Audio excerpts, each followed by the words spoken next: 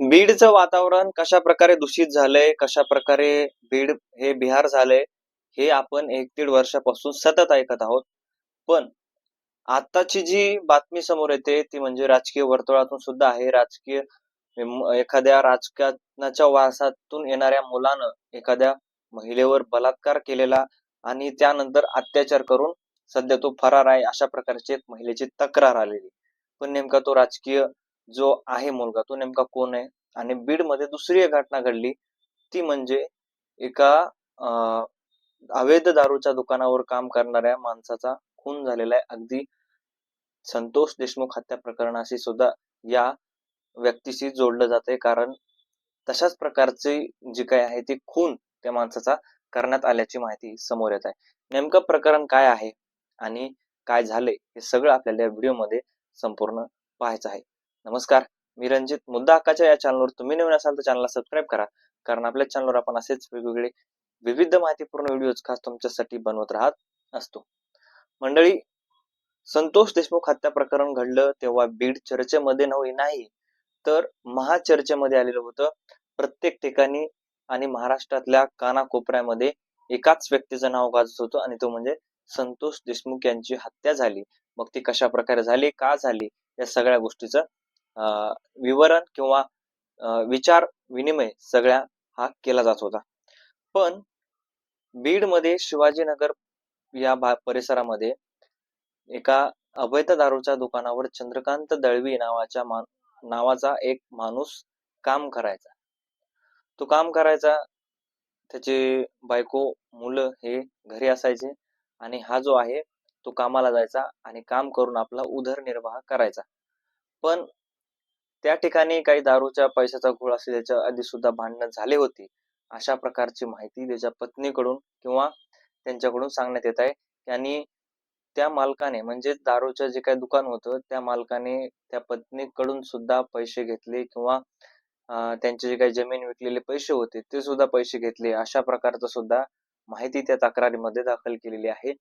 आणि त्यानंतर सगळ्यात महत्वाचं म्हणजे चंद्रकांत दळवी ज्यावेळेस तिथून निघणार होते दुकानावरून त्या दिवशी संध्याकाळी, ज्या दिवशी मारहाण झाली त्या दिवशी त्यांनी घरी फोन केला. घरी फोन करून सांगितलं पत्नीला की मला हे मारहाण करणार आहेत, तू काय कर, पोलिसांमध्ये तक्रार कर.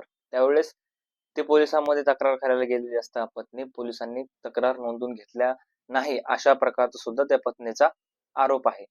त्यानंतर या लोकांनी सुद्धा त्या पत्नीला फोन करून सांगितलं की तुझ्या पतीला आम्ही दवाखान्यात आणलेले आहे, तुझ्या पतीचं तब्येत बरी नाही, त्याचं दुखत आहे, अशा प्रकार सांगून त्या माणसाला संपवल्याची घटना ही घडलेली आहे. आणि आता नेमकी चंद्रकांत दळवी यांच्यावर तक्रार अजूनही झाली आहे का नाही, हाच मोठा प्रश्न आहे.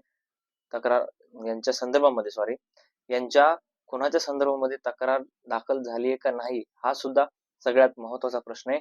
आणि पत्नी आणि त्याची मुलं जे काही न्याय मागत आहेत त्यांना न्याय मिळालाय का नाही, हा सुद्धा सगळ्यात महत्वाचा प्रश्न आहे, कारण संतोष देशमुख हत्या प्रकरणामधलं आपण पाहतच आहोत.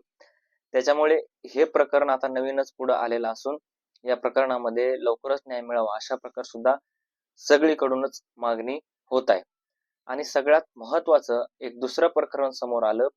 पंचायत समिती म्हणजे पाटोदा पंचायत समितीचे माजी सभापती यांचा मुलगा अमोल बांगर, अशा प्रकारचं काहीतरी त्याचं नाव आहे. आणि या बांगरनं एका महिलेवर ब्लॅकमेल करून वारंवार अत्याचार केले, अशा प्रकारची तक्रार दाखल झालेली आहे. मात्र हे सगळीकडे व्हायरल झालेली आहे, सगळ्या न्यूज चॅनलवर सुद्धा याची बातमी आलेली आहे. आणि हा बांगर याच्यावर नेमकं सत्यता काय आहे, खरंच अशा प्रकारची कुठली घटना घडलेली आहे का बांगर यांना बदनाम केलं जातंय, हाच महत्वाचा मुद्दा आहे. याच्यामध्ये नेमकं असं काय झालंय की ज्यामुळे त्यांच्यावर तक्रार दाखल झालेली आहे आणि बातम्या येत आहेत. याचा खुलासा अजून येणं बाकी आहे, याची सत्यता अजून येणं बाकी आहे. याची सत्यता कुठेही हे झाली नाही की ह्याने हे केलेलं आहे म्हणून किंवा अशा प्रकारची गोष्ट घडलेली आहे, हे सुद्धा आता लवकरच समोर येईल. नेमके हे प्रकरण काय आहे, राजकारणामध्ये दूषित करण्याचा नेमका कोण प्रयत्न करते का आणि काय हालचाली होत आहेत, लवकरच आपल्याला दुसऱ्या एका अजून व्हिडिओमध्ये पाहायचं आहे नेमकं प्रकरण की पुढे काय होते आणि पुढची जी काय बातमी येणार आहे ती खरंच धक्कादायक अजून सुद्धा असणार आहे.